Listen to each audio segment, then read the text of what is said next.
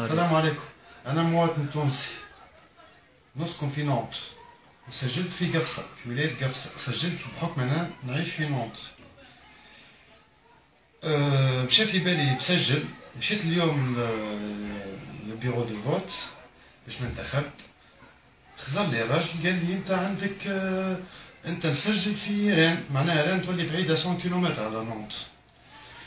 دونك حاولت كلمت القنصلية العامة بباريس باش نشوفوا حل كيفاش ننتخب. القنصلية العامة قال لي ترجع لنونت، من حقك تنتخب، ما عندهمش حق معناها ils ont pas le droit de refuser de vote.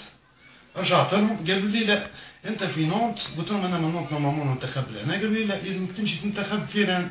وانا عرفها الحكايه هذه بالعالي يعملوا فيها النهضه باش الفوت نتاعي انا يجي واحد نهضوي يحط النهضه. انا ماشي غدوه الران شماته فيهم وباش نمشي 100 كيلومتر ونخسر 50 اورو من جيبي ونخسر حق دخاني وساندويتش نتاعي ونخسر كل شيء ونمشي نفوتي نداء تونس.